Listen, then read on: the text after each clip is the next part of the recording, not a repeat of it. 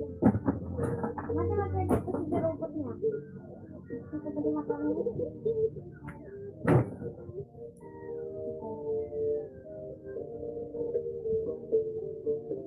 Di ba ate ate na sure?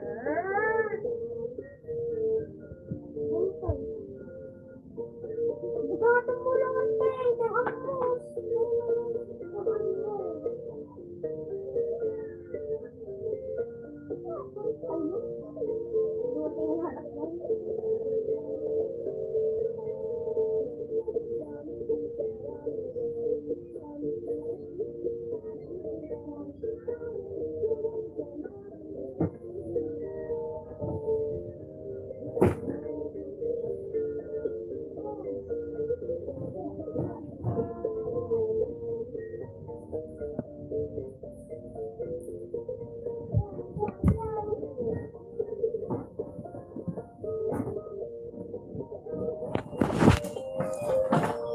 Hello?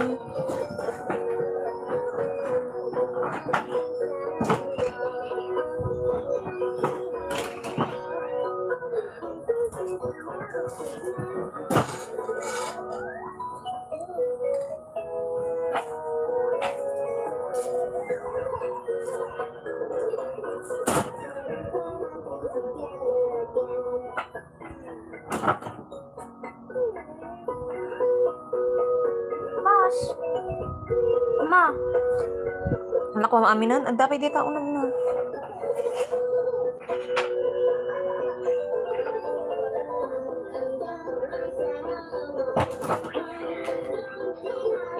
Matay ka ba natin?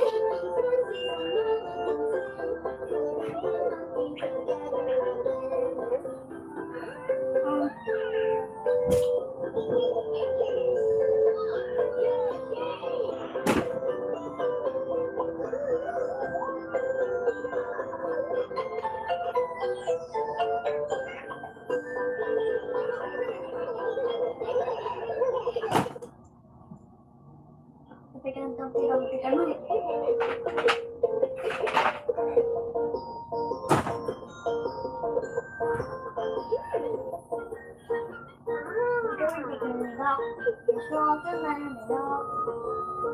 Hindi ka redact ko naman. Hello, Ella Gabriel.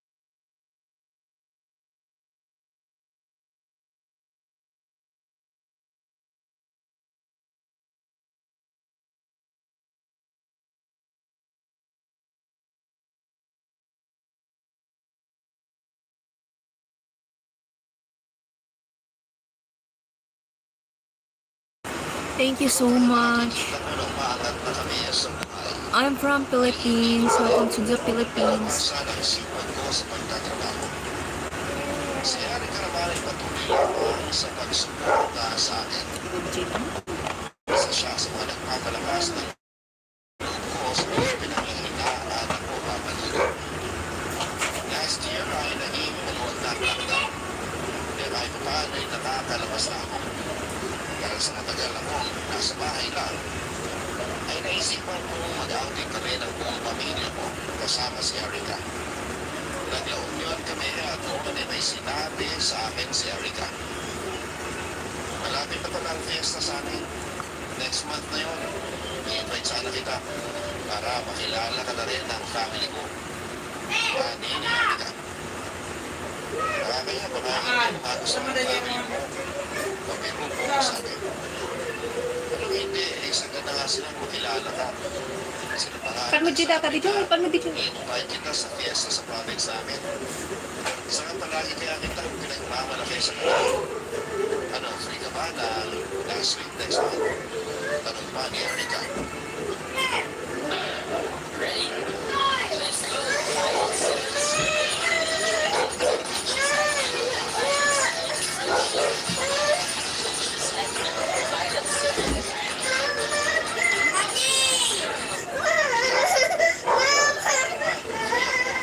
Pwede ba naman dalhin ang trabaho mo kahit saan?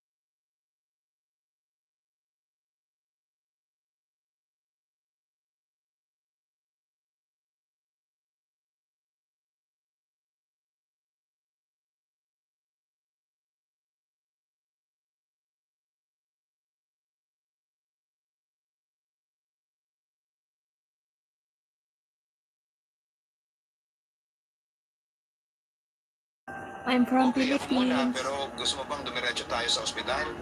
Sa itsura mo kasi parang sobrang sakit ng ulo mo eh. Ang sabi pa ni Erica. How about Huwag na, you? hindi na kailangan. Pag uwi ko sa bahay ay iinom ako ng gamot at itutulog ko na lang ito. Mawawala din to, kaya huwag kang mag-alala sa akin. Ang sabi ko. Nagpalit kami ng upuan ni Erica. Habang nagdadrive siya ay pinipilit kong matulog. Pero hindi ko magawa dahil sa pananakit ng aking ulo. Makalipas ang ilang minuto ay nakarating na kami sa bahay ni Erica. Kinailangan ko na ulit na mag-drive pauwi sa amin. Nang makauwi na ako ay uminom ako ng gamot para sa sakit ng ulo. Medyo inaantok ako after ko mag-take ng gamot kaya nakatulog ako papadudot. Nang magising ako ay nawala ang pananakit ng aking ulo. Kaya inisip ko na simple hangover ang nangyari sa akin. Medyo nagtaka lamang ako kasi uminom na ako dati ng marami pero hindi ganun katinding hangover ang na-experience ko.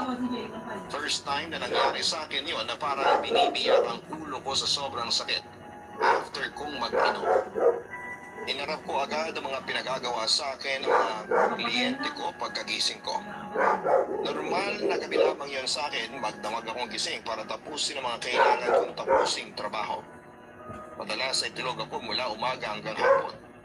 Nasa gitna ko ng pagtatrabaho ng may kakaiba kong naramdaman sa aking tiyan. Kumukulo yun at parang kailangan kong gumamit ng banyo.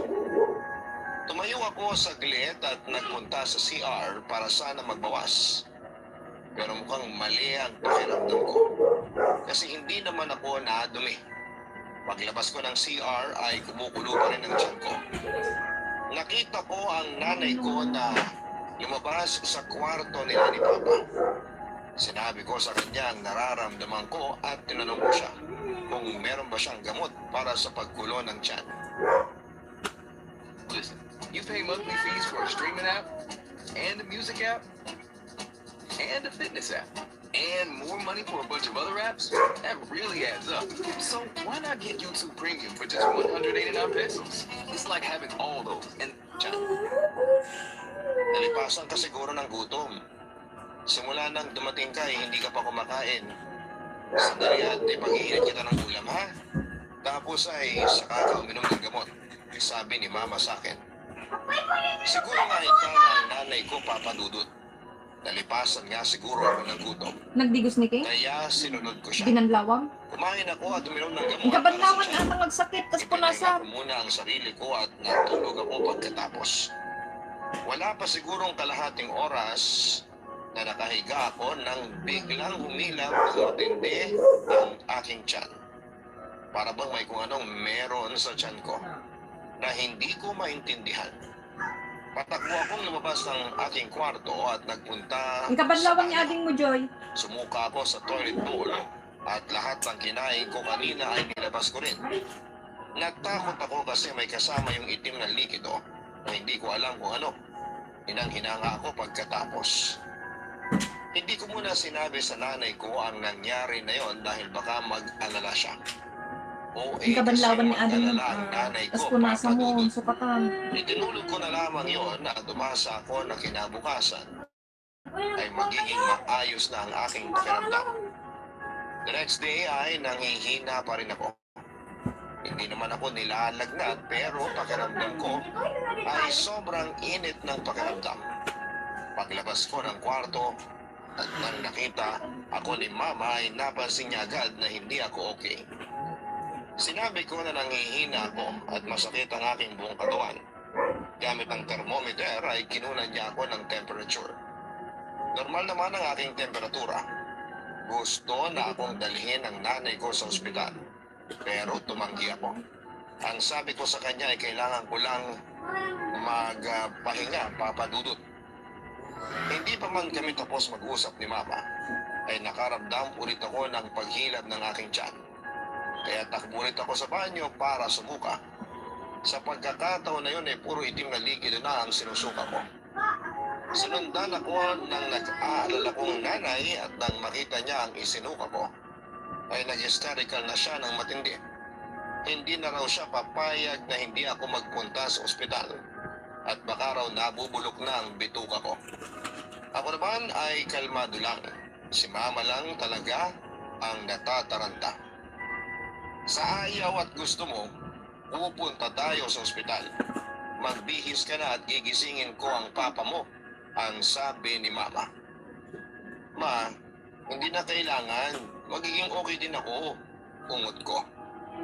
Hindi pwedeng masunod yung gusto mo, Kurt. Mamaya, ay kung ano na yan. Mas maganda na malaman natin kung ano ba talaga ang nangyayari sa'yo. Huwag nang matigas yung ulo mo, ang turan pa ni mama. Para hindi na mag-alala si mama sa akin ay sinunod ko siya. Ginising niya si papa para eto ang mag-drive sa amin papunta sa ospital. Nang nasa ospital na kami ay himala na naging okay na ang pakiramdam ko. Inaya ko nang umuwi si ng mama, pero ang sabi ni mama ay mas maganda na ma-check ako. Ang totoo kasi ay hindi ko gusto ang nagpupunta sa ospital. Ewan ko ba, Papa Dudut. Nang ma-check ako ng doktor ay wala namang nakitang mali sa katawan ko. Sinabi ko na nagsusuka ako at sumasakit ang tiyan. Kaya nirestahan niya ako ng gamot para doon. Kung sakali raw na mas grumabe ang nararamdaman ko ay bumalik agad ako. Pagka-uwi ko sa bahay ay nandun si Erica. Napapansin ko agad na parang balisa siya. Yun pala yung napanaginipan niya ako noong isang gabi na patay na raw ako. Nasa Cabao daw ako at pinagpipiestahan ng napakaraming ipis at kuot. Anak. Alala siya sa akin kaya nagpunta siya sa bahay namin. Panaginip lamang yun at ang panaginip ay kabaligtaran ang nangyayari sa totoong buhay. Kaya huwag kang mag-alala sa akin. Magpapakalma ko kay Erica. Kahit na ngayon kasi ako na naginip ng ganun tungkol sa'yo. Kaya hindi na maalis sa akin na mag-alala ka. Ang naluluhang sabi niya. Kaya mo sana sabihin kay Erica ang nangyari sa akin at ang pagpunta namin sa ospital ng mama. Pero si mama na mismo ang sumingit sa pag-uusap namin ni Erica. At sinabi niya na dinala nila ako sa ospital dahil sa nakita ko siya ko at sumuka ako ng itim na likido na hindi namin alam kung ano. Medyo nainis ako kay mama kasi sinabi pa niya kay Erica. Mas lalo tuloy na nagtagaan ang pagkakaroon ni Erica sa akin. Akala ko ba ay wala akong dapat na ipag-alala? Kung hindi ko sinabi sa akin ni tita ay hindi ko pa malalaman ang nangyayari sa'yo. Ang nagdadamdam at tulad ni Erica.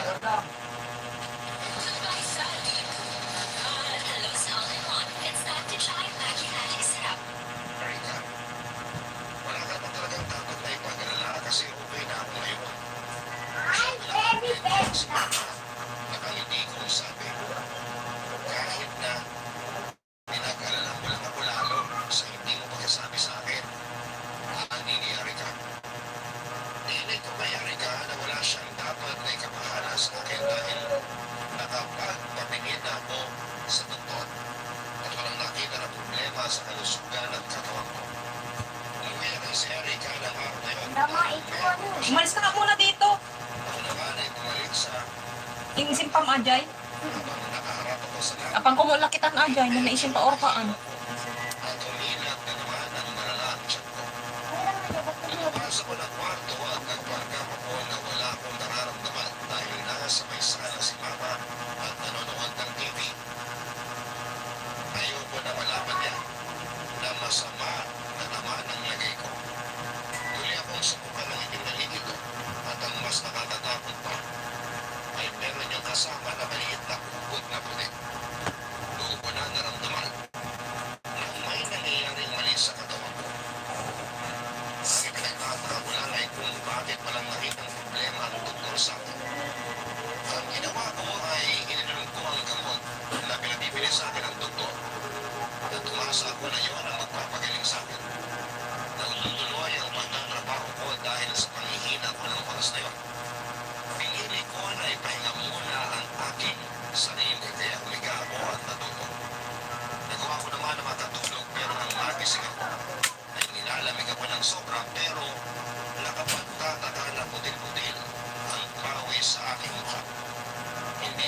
maintindihan kung ano ang nangyayari sa akin, Papa Dudut.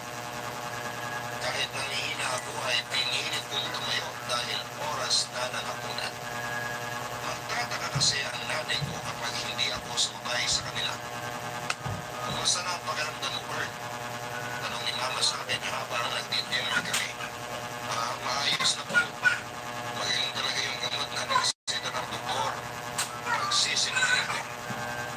Mabuti kung gano'n. Ituloy-tuloy mo ang pag-inom ng gamot kahit maganda na ang pakiramdam mo. Ang payo pa ni Mama. Ang totoo ay kabaligtaran ng sinabi ko ang totoong nararamdaman ko ng sandaling yun. Nahihilo pa rin ako at walang tigil sa paghilap ang aking tiyan. Medyo nalalabo na rin ang paningin ko. Pinilit kong umakto sa harapan ng pamilya ko na ayos na ako kapatid. Ang ugaling yun ay nadala ko simula pagkabata. Kahit noong bata pa ako ay hindi talaga ako nagsasabi kahit may sakit ako. O kaya ay nararamdaman na hindi maganda sa katawan ko. Ayaw ko kasi na mag-worry sa akin mga mahal ko sa buhay. Palagi kong iniisip na gagaling din ako sa sakit. Kaya hindi na yun kailangan sabihin pa. Pero ng time na yun, kahit na anong gawin kong pagpapakita na ayos na ito, ay hindi ko na kayang magpangka.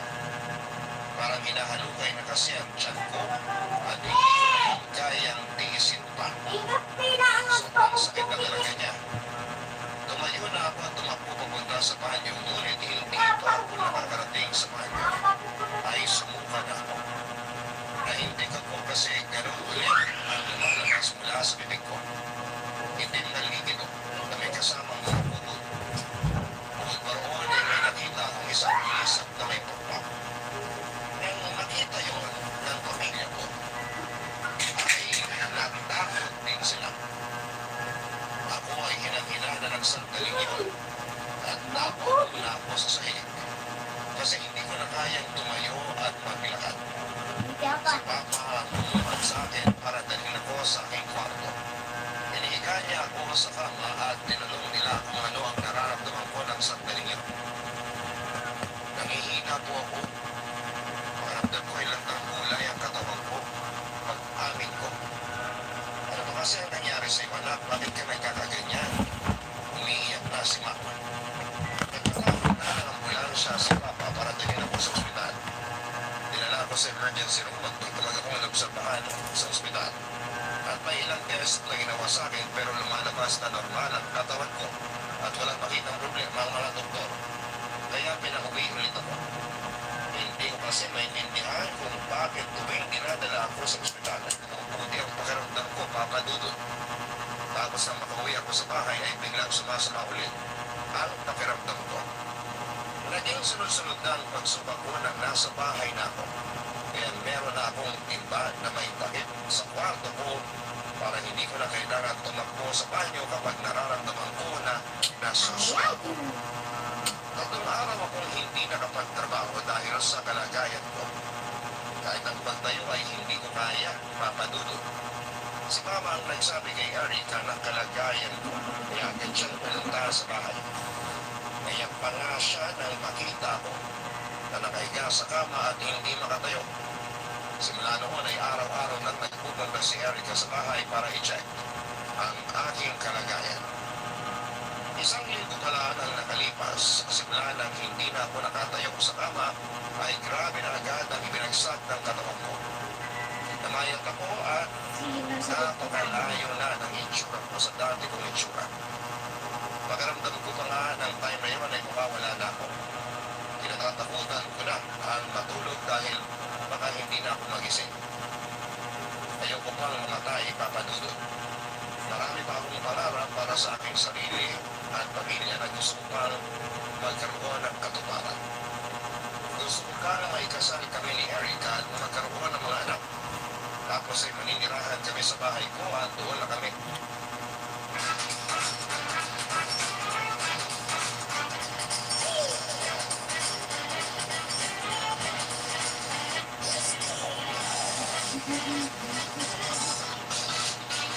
At doon na kami, tatandang dalawa.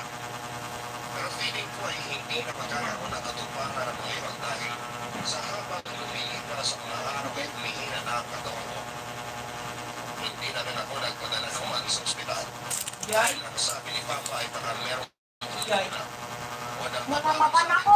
Pero na ang nangyayari sa Jay. una ay may pinapunta si Papa ng albularyo sa bahay para tignan ang aking kalagayan. Ang sabi ng albularyo ay nakatapos ako ng 20, kaya pinapausahan ako ng 20 na yun. May binigay siya sa akin bato na palagi ko raw ilagay sa ilalim ng punan ko para gumaling na ako. Pero lumipas sa ilang araw, wala pa rin naging pagbabago sa akin. Hindi pa rin ako makatayo at araw-araw pa rin na sumasakit ang tiyan ko at nagsusuka. Sa pangalawang albularyo na pinapunta ni Papa, ay sinabi naman na kinukulam ko. Meron daw pa nagkakagusto sa akin, pero dahil meron na akong girlfriend, ay nagalit ang babaeng yun sa akin. Inilot ng albularyong yun ang buong katawan ko para raw maalis ang buklang sa aking katawan. Pagkatapos ay binigyan niya ako ng isang pintas na may malapit na bato na hindi niya sinabi sa akin kung ano. Basta mati sa araw yun na pangontra sa kulang. Nangako pa siya na gagaling na ako makalipas ang 2 araw pero hindi yun nangyari.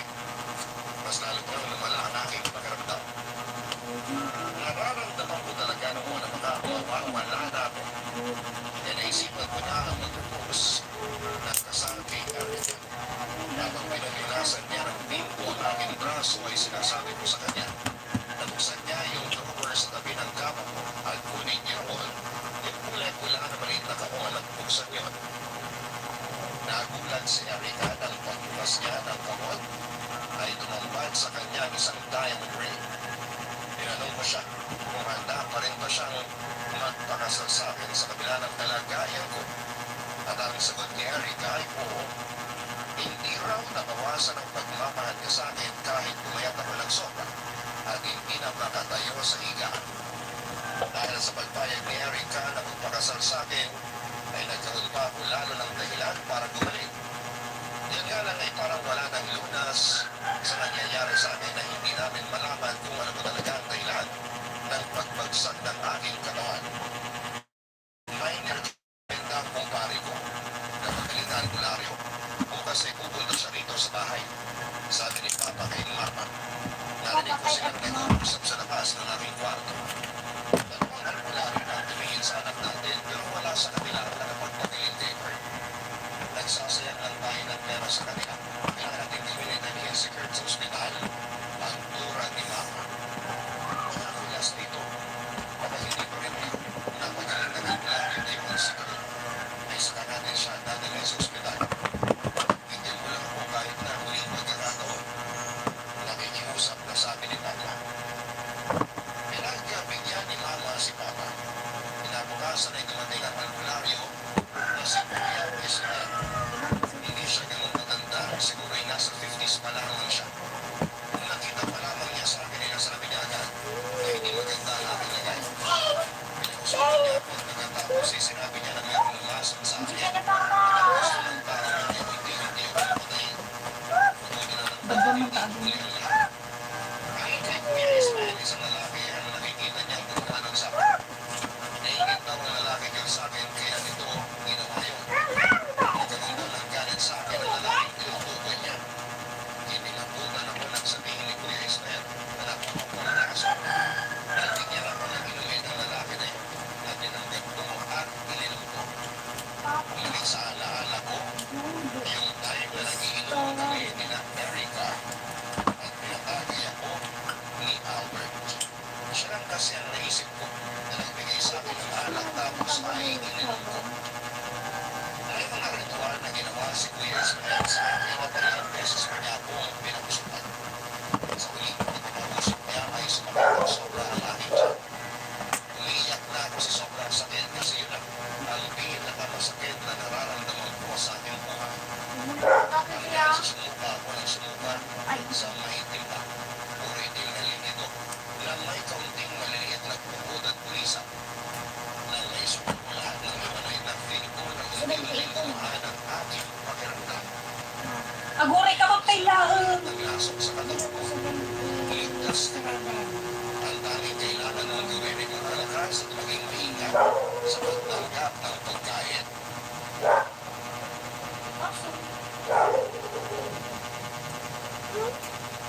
Pagkain o inumin sa ibang tao, lalo na hindi mo kailangan. Paalala ni Kuya Ispensa. Kinabukasan niya agad ang nakagayo at nakapaglakad. Ang dalawang na Erika ay sinabi ko sa kanya ang kilala. Napaka si Albert at ay kagagawin ko sa akin. Nakakasabihin bagay siya sa akin kung nagpapagawa ko sa inulan ng mga achievements ko.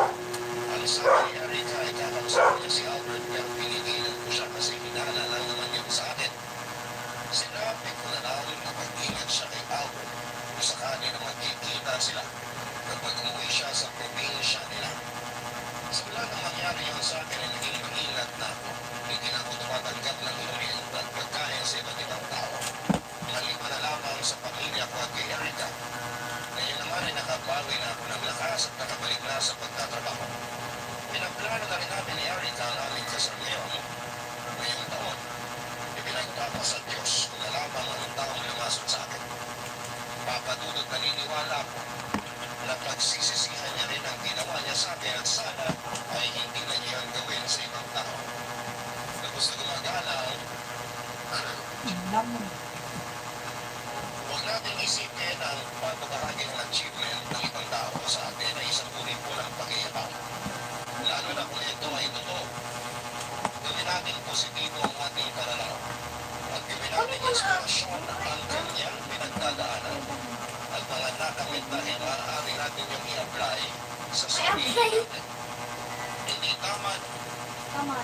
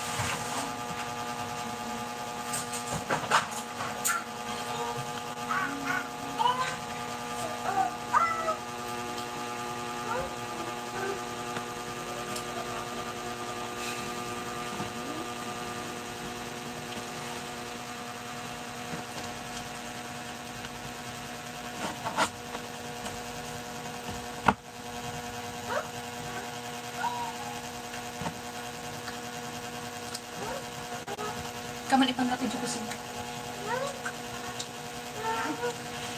Alakas!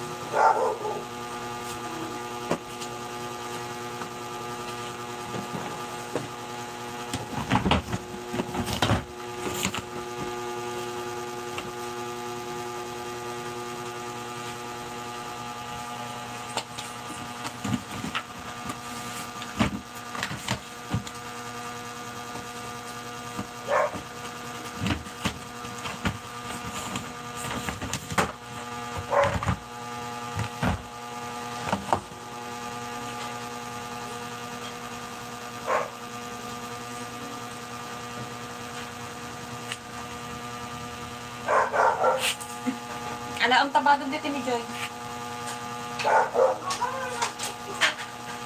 Ano? Insapit mo, ay insip pang tagi Joy, banbagan. Ako sige kong damdama. Mama, sabihin ko natin yung lahat ng pagsasabitan mo. Ama?